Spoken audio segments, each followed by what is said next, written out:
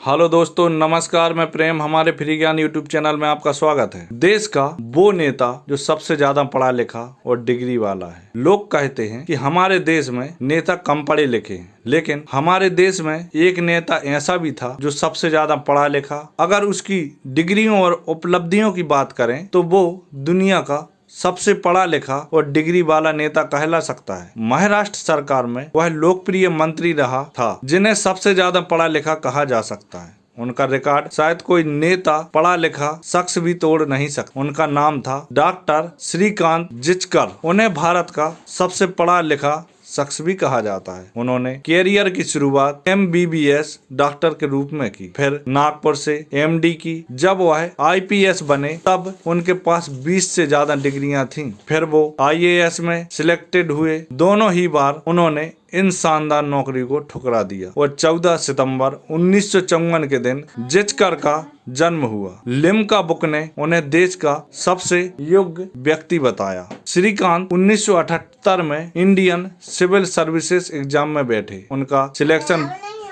Selection भारतीय police सेवा यानी IPS में हुआ। उन्होंने इसे छोड़ दिया। वो फिर इसी एग्जाम में बैठे। अब की बार उनका चयन एक IAS के रूप में हो गया था। 4 महीने बाद ही उन्होंने इस नौकरी से इस्तीफा दे दिया। वजह थी चुनाव मैदान में कूदना। और 1980 में वो महाराष्ट्र विधानसभा चुनाव में विजयी रहे। 26 साल की उम्र में देश के सबसे युवा विधायक बने। अब श्रीकांत की अन्य डिग्रियां व अन्य पढ़ाई की बात करते हैं। उन्होंने LLM यानी इंटरनेशनल लॉ में पोस्ट ग्रेजुएट किया, फिर DBM और MBA master in business administration किया। बात यहीं तक नहीं रही, श्रीकांत ने पत्रकारिता भी की। बैचलर ऑफ जर्नलिज्म की डिग्री हासिल की, फिर संस्कृत में डिग्री हासिल किया, जो किसी भी यूनिवर्सिटी में सबसे उच्च डिग्री होती है। उन्होंने समाजशास्त्र, अर्थशास्त्र, इतिहास, अंग्रेजी साहित्य, दर्शन शास्त्र, राजनीति विज्ञान, प्राचीन भारतीय इतिहास, पुरातत्व और मनोविज्ञान में भी MA किया था। गौरतलब बात यह भी है कि उन्होंने ये सारी डिग्रियां मेरिट में रहकर हासिल की। पढ़ाई के दौरान उन्होंने कई बार गोल्ड मेडल मिले। 1990 तक उन्होंने 42 यूनिवर्सिटी एग्जाम दिए। श्रीकांत यहीं नहीं रुके, वो महाराष्ट्र के सबसे ताकतवर मंत्री भी बने। उनके पास उस समय 14 विभाग थे। वहां उन्होंने 1982 से 85 तक काम किया। इसके अगले साल यानी 1986 में वो महाराष्ट्र विधानसभा परिषद के सदस्य बने। यहाँ पर 1992 तक रहे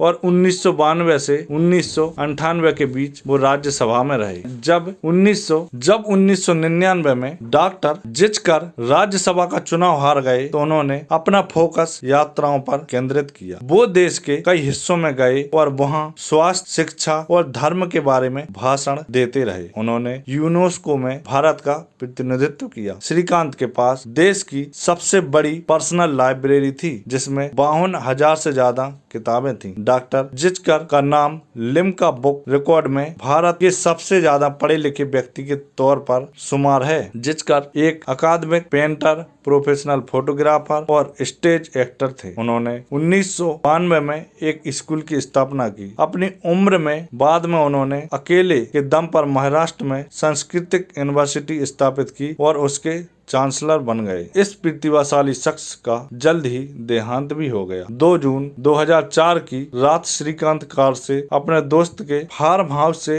घर के लिए नागपुर निकले। वो खुद कार ड्राइव कर रहे थे। रास्ते में उनकी कार एक बस से टकरा गई। इस हादसे में 49 साल की उम्र में उनका निधन हो गया। बेशक उनकी उम्र कम थी, लेकिन ये काफी मायने वाली रही कि उन्होंने कई भूमिकाएं अदा, खूब पढ़ाई की, राजनीतिक तौर पर भी भरपूर काम किया। इसी प्रकार की जानकारी के लिए हमारे फ्री ज्ञान यूट्यूब चैनल को लाइक कीजिए, शेयर कीजिए और सब्सक्राइब कीजिए।